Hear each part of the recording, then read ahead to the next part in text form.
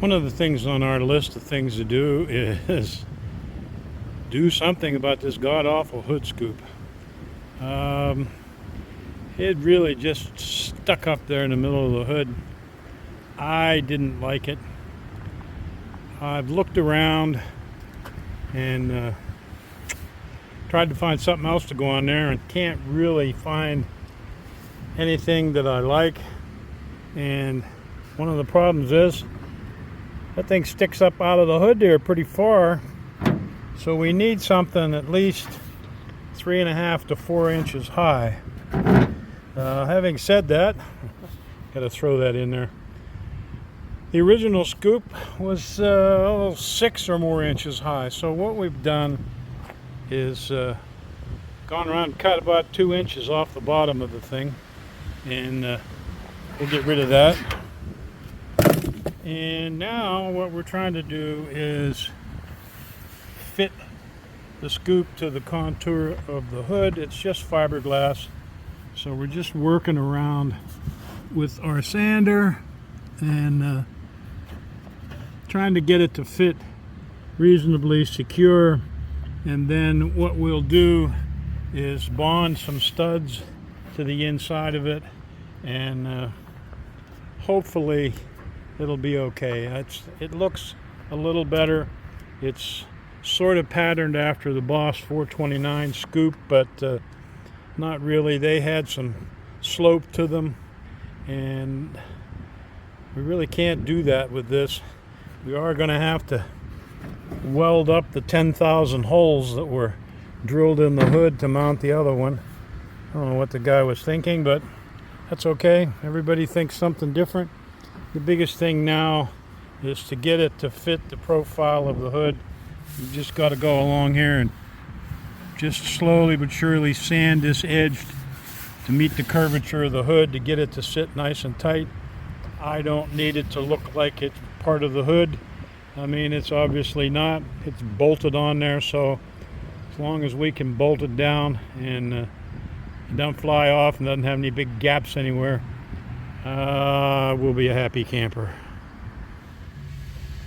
I had to do a little bit of work down here in the pedal box because the pedals were so close together. Old Bob's fat feet kind of hit them all at once. So I'll throw a picture in there, I think I have, of the way they were before, but I've gone ahead and trimmed this clutch pedal off, trimmed the side of it off, and at least now I can get my foot on the brake pedal without pushing the brake and the clutch at the same time. And the throttle's made so you get it from down here instead of up here, so you kind of get under the brake pedal. Not the ideal situation. We'll have to do a little bit more work. I don't know, I might see if I can just bend this brake pedal over just a little bit, but then I'm back to the same situation I was before. I'm probably gonna have to get some of them fancy pointed Italian shoes to wear when I drive this thing, if I ever drive it. It's always something. We been working on this Pinto project. We had the engine running, and we thought it might be a good idea to see if it moves under its own power. Yeah, really? That's always a good idea. So we got it up on jack stands and fired it up, and won't go into gear. And the first clue that something wrong is the clutch pedal has no resistance. Really, you can push it in with your hand. And anybody that's sort of any kind of a car person would know that's not a good sign. Now, this car has a hydraulic clutch setup attached to the original sort of manual clutch fork, and that really, I think, is where the problem lies. Now, the other thing that might be is that this car has been sitting for quite a while.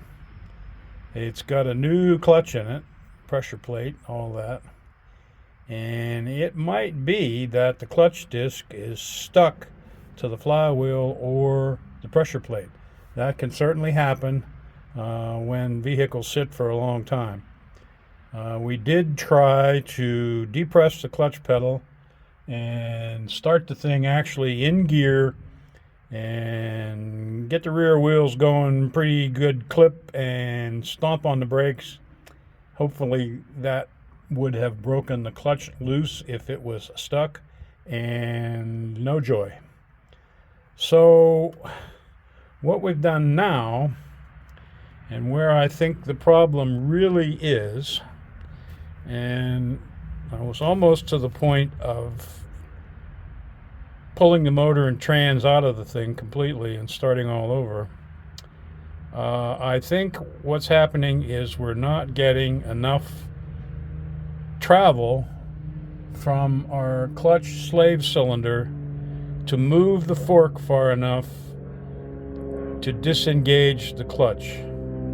And a lot of that, got an airplane going over, there's always that. You know, when you do these setups, let's put it that way, you really need to start at the clutch and work backwards. So in other words, from the clutch manufacturer, you should find out how much movement the fingers and the pressure plate have to disengage the clutch. And then you need to know about your clutch fork. So those clutch forks generally have a long end and a short end and a pivot. So there's a ratio there between the distance from the pivot into the throwout bearing and the distance from the pivot out to where the rod pushes on the fork. And that ratio can be anything, 2 to 1, 3 to 1, 5 to 1, who knows. But you need to know that, because if, as an example, the ratio is 3 to 1, and you need to move the throwout bearing an inch to disengage the clutch, you're going to have to move the outboard end of that shift fork 3 inches to move the inboard end an inch. And you're going to be hard-pressed to find a hydraulic clutch save cylinder with 3 inches of travel. So that's not going to work. And that's really what I think is going on here. The problem is that the slave cylinder is a 7/8 diameter slave cylinder. And according to the manufacturer, has about 1.25 inches of travel. The guy that built the car used a 3/4 inch master cylinder.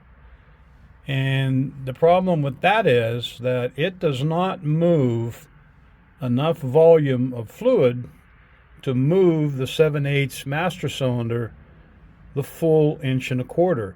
And we're just not getting a full stroke out of the slave cylinder.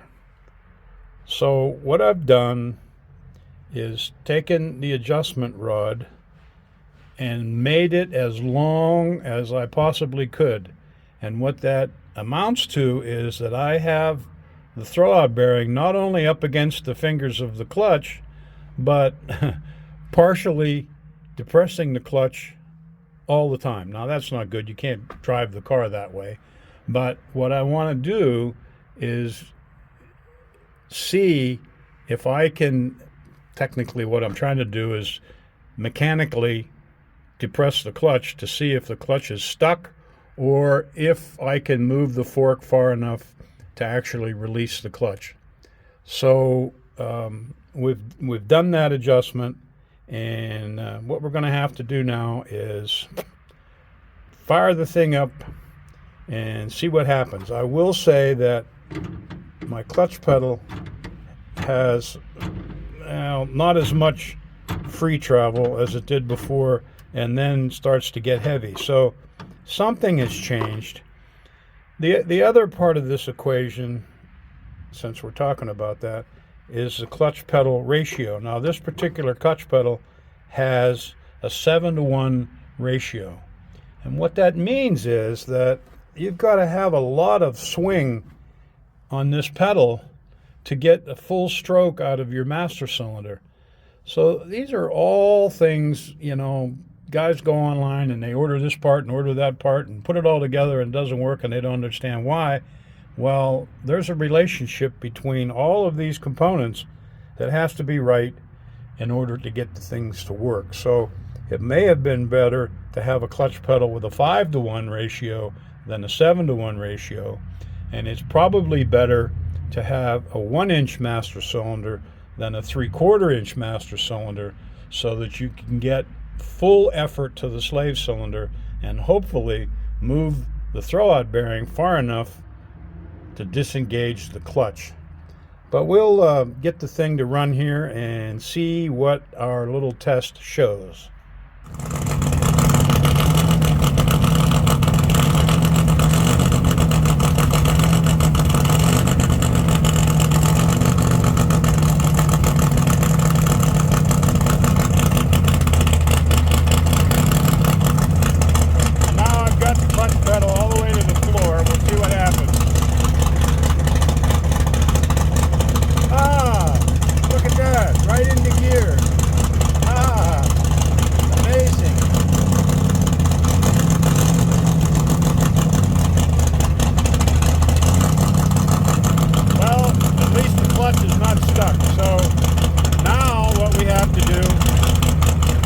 Figure out how to get the arm to move enough to release it like it normally would.